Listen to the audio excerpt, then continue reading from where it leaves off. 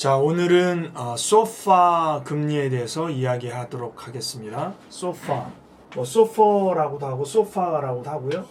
보통 이 소파를 하는 이유는 이 소파 ETF를 알기 위해서 하는 거예요. 영어로 secured, 담보가 되어 있는, 그러니까 미국 국고채를 담보로 맡겨가지고 오버나잇, 하루짜리 대출을 빌려주는 거예요.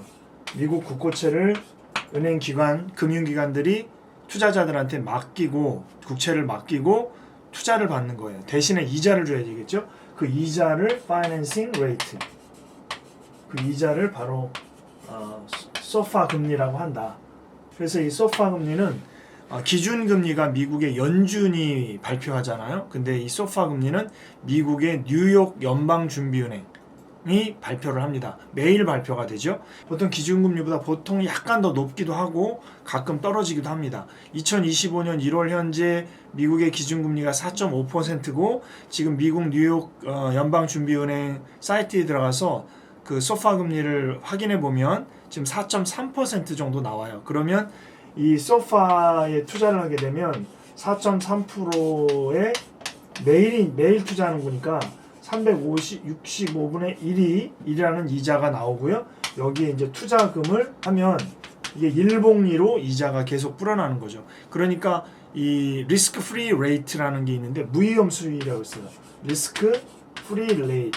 그러니까 리스크가 전혀 없는 금리다 라고 해서 이거를 RFR이라고 하는데, 원래 이 RFR의 기본은 영국의 리보 금리였어요. 영국의 은행들끼리 이렇게 하루짜리 빌려주는 거, 한국에서는 콜금리라고 보통 얘기하는데, 전화로 해서 신용으로 돈을 빌려주는 그때의 금리, 이 콜금리라고 하는데, 영국에서 이 영국 은행들끼리 했던 리보 금리가 전 세계적인 리스크 프리 레이시였는데, 2012년에 바클레이즈 은행, 영국의 바클레이즈 은행을 비롯해서 영국 은행들이 담합을 해서 자기들에게 유리하게 이 리보 금리를 만들었던 거죠. 매니퓰레이션, 이렇게 자기들끼리 만들어버린 거예요.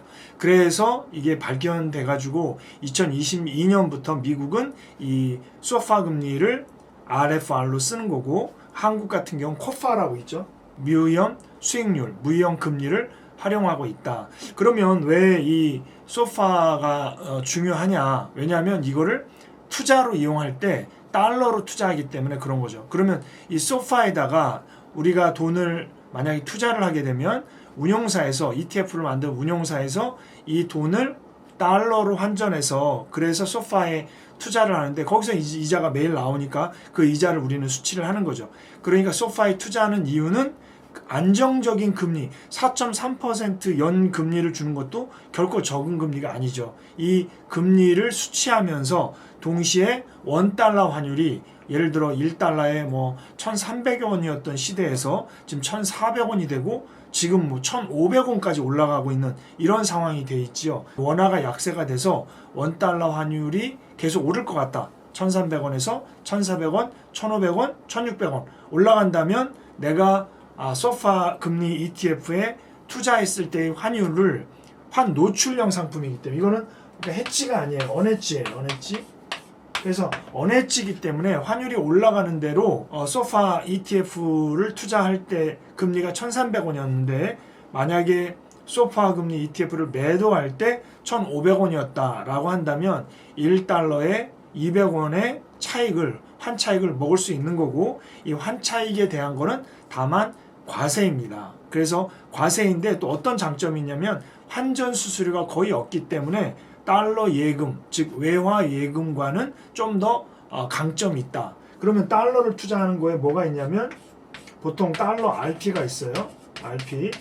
달러로 단기에 잠깐 투자할 수 있는, RP도 금리가 이렇게 아주 작은 건 아니죠. 근데 이거는 매일 이자를 주는 것이 아니기 때문에 확정된 이자를 주는 거가 좀 다른 거고, 두 번째는 달러 예금, 외화 예금이라고도 하죠. 그래서 이것도 결코 나쁘지 않은데, 달러는 매일 투자하는 유동성을 갖고 있는 게 아니라 1년 단위, 2년 단위로 갖고 가기 때문에 짧게 유동화 자금으로 하기에는 좀 어려움이 있고, 그 다음에 이제 이 소파 ETF하고 비슷한 달러 선물 ETF가 있어요. 이거는 좀 선물이기 때문에 약간의 좀 위험성이 좀 있다라는 거고, 그 다음에 환차익을 먹을 수 있는데 안정적인 금리를 먹을 수 있지 않다라는 점이 좀 아쉬운 거고, 그 다음에 지금 말씀드리는 달러 소파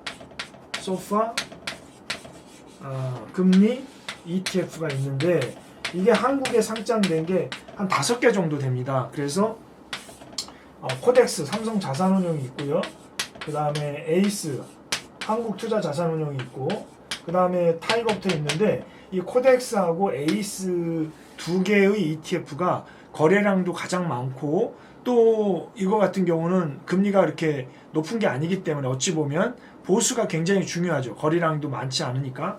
그래서 거래량과 보수 면에서 수수료 면에서 가장 좀 좋다 이렇게 볼 수 있어요.